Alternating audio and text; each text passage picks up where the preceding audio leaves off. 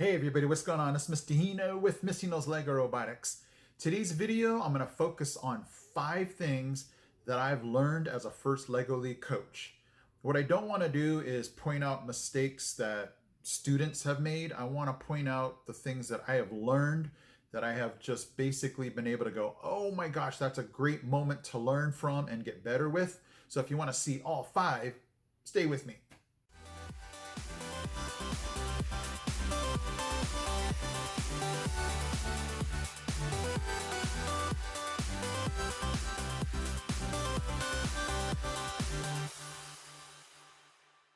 So whether you've been coaching First Lego League for 1 year or 10 years or 15 years, it's just one of those things where, as you go through something, you pick up certain things and learn from it and go, man, I'm never going to make that mistake again. And you know what? Sometimes they even pop up again where you have to go, oh, wait, that's right. I learned that before.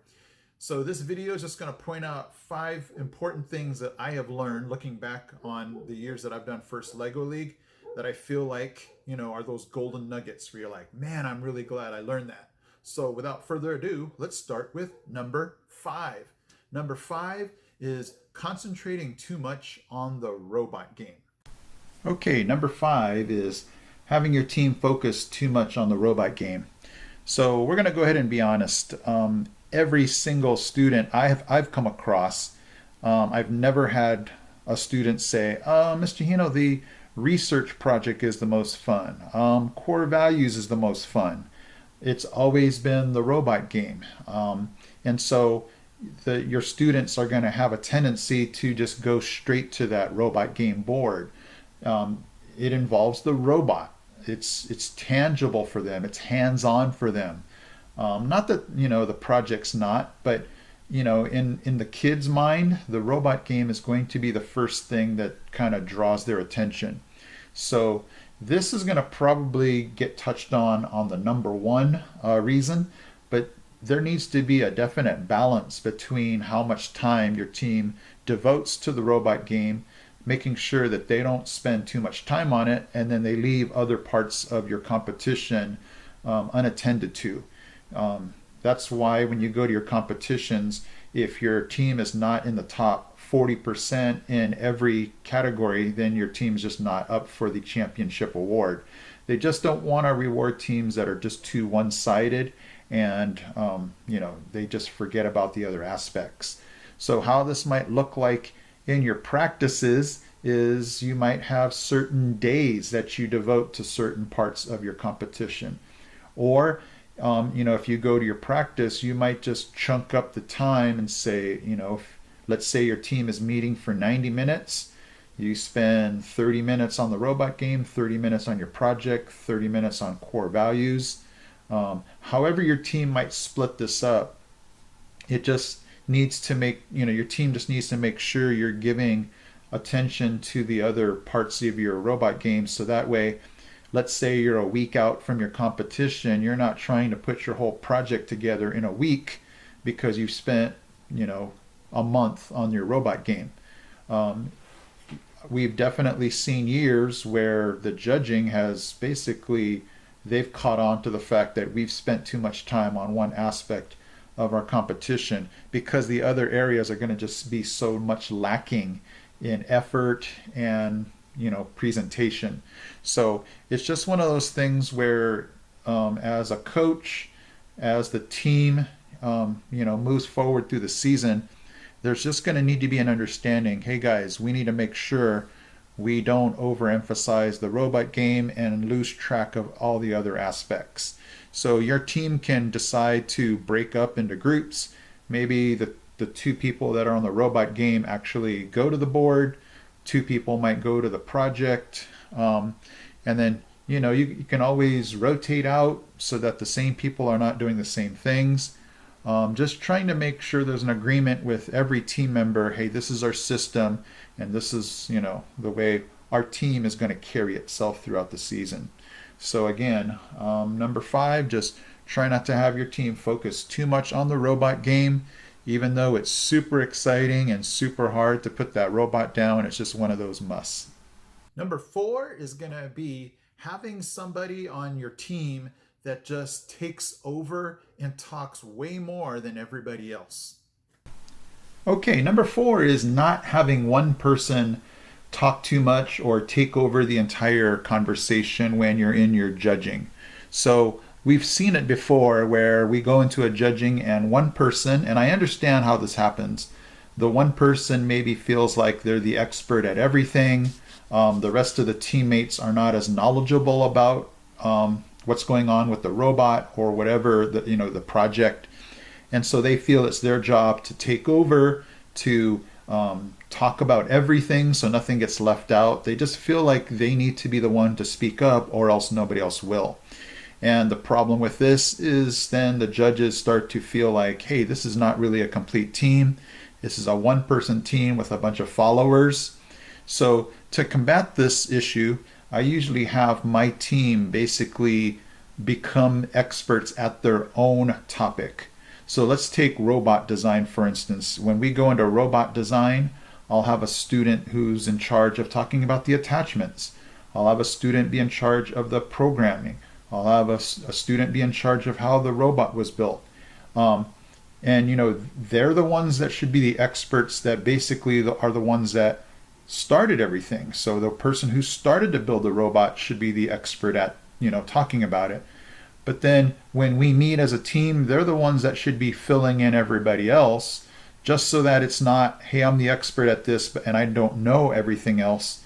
It should be one of those, I'm an expert and I'm going to teach the rest of my team what I know.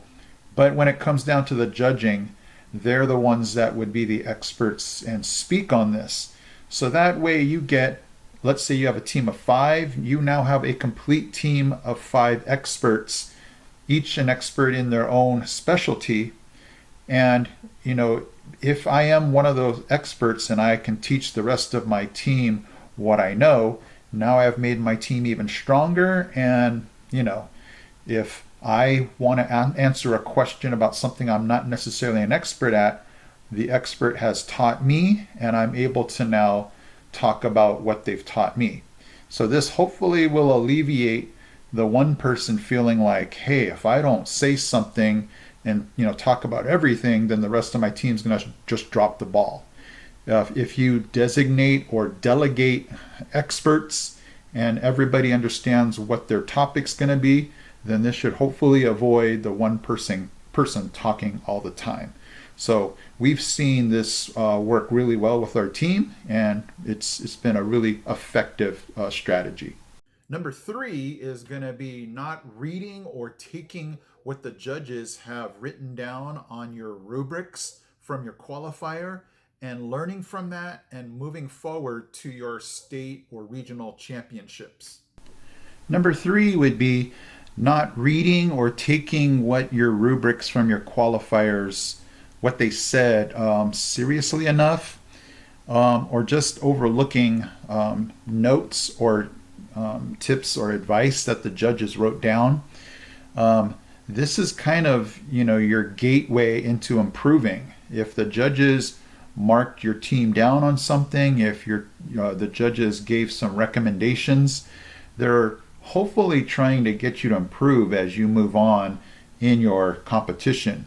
So I would say have your whole team sit down and go over each item line by line to see what it is that your team can do to improve. How can your team move 1 box, 2 boxes over, so that your team, if you're going to either regional or state championships, how can your team do better than what they did at your qualifier? Because if you're going to your qualifier and you're moving on to a regional or state championships, you're going to face tougher teams. So your team is going to have to improve and get better at what the judges thought were some weaknesses at the qualifier. Another piece of advice would be to not get complacent if you go to your qualifier and your team gets all 4s or gets the exemplary marks. It would be unwise for your team to just go, hey, we got this, we don't need to ever look at this or improve on this. Remember, again, the teams that are going to the regional or state championships, they're going to be the top-notch teams. So I would also caution your team to not just overlook, you know, excellent marks from the judges on something. There's always something your team can look at to try to improve, and it's your team's job to figure out what it is, you know, that you need to work on. Obviously, you wouldn't have to work on it as much as, you know, weaknesses that the judges found in your team's project or core values or robot design, but definitely don't just overlook, you know, any type of category that your team was perfect on. Everybody can improve no matter if you get perfect marks. So to recap this again, just make sure your team reads through every evaluation that the judges gave you, and just to be careful not to get complacent on topics that you feel your team did really well on.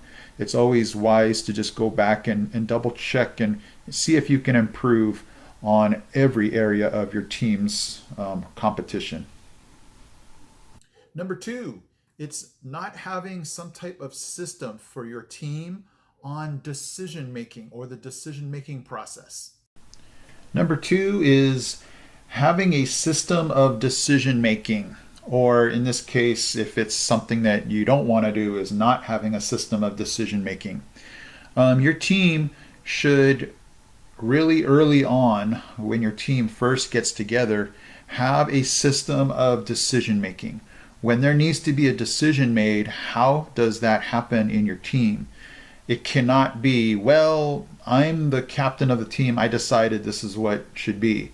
The judges ask this every year. They always ask, you know, if there's an issue, if there's an argument in your team, how does it get resolved? And there should always be a system that every person on the team should be able to refer back to. So for instance, I had a team one year where they decided they would call it their little powwow. They would basically, almost like a football huddle, if there was a problem, if there was an issue to be resolved, they would all get into a huddle. Each person would get a chance to talk and basically explain their side of it, how they feel, maybe try to persuade people to think the way they did. But everybody would get a chance to talk. After everybody got a chance to talk, they agreed that whatever got the most votes, that's how the decision was made, and everybody was at peace with it. You know, if they did not have it go their way, they all agreed, you know what, it's not worth the battle. They would all just agree whatever the best vote was, that's the direction they would head with the decision.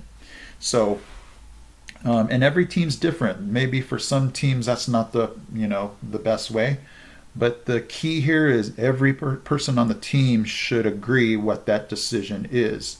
So that way, if you go into judging and the question is asked, hey, if you guys have a problem, how does, if 2 people feel this way and 3 people feel this way, how does the issue get resolved? Every team member should be, with confidence, be able to say, well, this was our plan from day one. If there was a problem, this is how we would solve it. And that way your team is confident in being able to answer that question. But more importantly, your team is just going to be more fluid. Your team's going to just be more cohesive as a unit if you can agree on what that decision-making process is. So there's many other decision-making processes. Your team just has to find the best one. But the reason I like the one that we use is because everybody gets a chance to talk, and everybody gets a chance to vote, and usually the team likes the majority, and whatever the majority's answer was, they feel like, okay, if most people feel that way, then they're going to go that way too. And a lot of times the things that they debate are not super important. It's not a make or break decision. So most of the time the team members would be like, okay, if most people feel that way, then so be it. So that would be having a decision-making process. Okay, and number 1 would be having some type of schedule. Or in this case, if this is something we don't want to do, is to not have a schedule so that your team loses track of time and ends up, rushing through something. So, those of you that are coaches or teachers just know how important it is to schedule certain deadlines for things so that, you're not rushing or you're being hasty with something. So the same thing goes with First Lego League. It's wise to give your teams deadlines so that way you can keep track of how things are flowing. An example would be, hey team, by the end of the month, let's try to have, these missions in the robot game completed. By this week, let's have, our problem figured out for our project.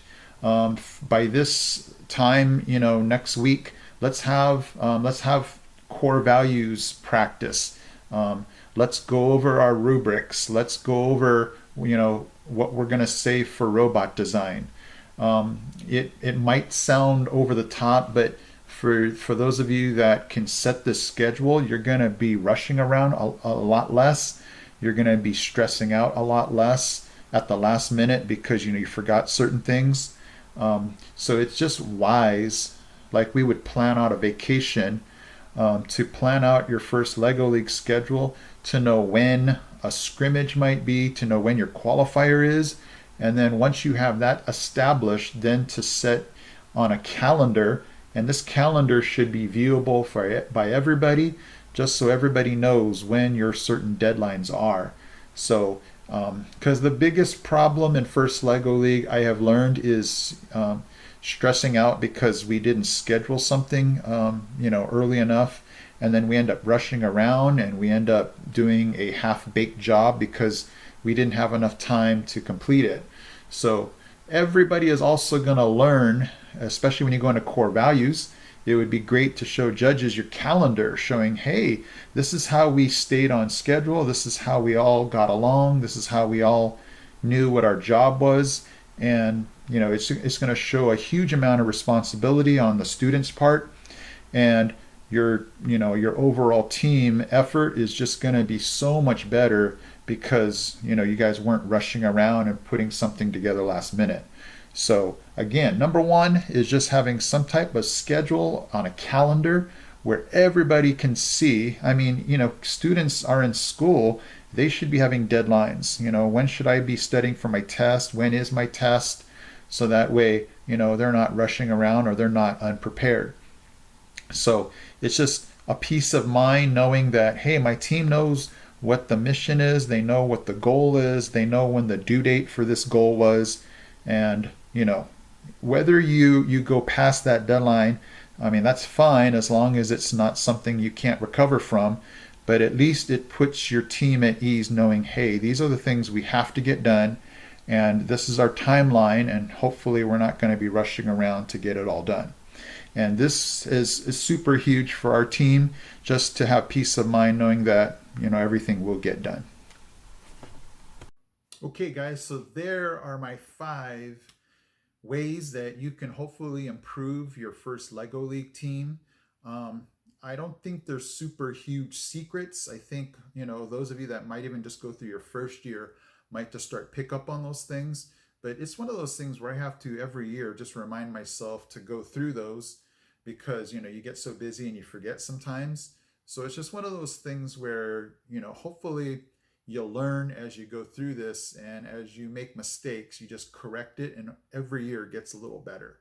So for those of us going through this 2020-2021 season, I don't know how our season's going to look like, but moving forward, it's always good to just know this, so that way, no matter how our seasons look, we can always just be prepared completely. Well, I don't know if you'll ever be 100% prepared, but to the best of your ability, rather than, running around like, what are we doing? So hopefully this video was helpful to you guys, and good luck if, whatever our season looks like for this year. Okay guys, I'm Mr. Hino from Mr. Hino's Lego Robotics. I'm out. We got this. He's out. We got this, guys. He's out. Hey guys, Mr. Hino here. Thank you so much for watching. And if you love robotics, don't forget to check out these videos also because they're cool. Okay guys, take care.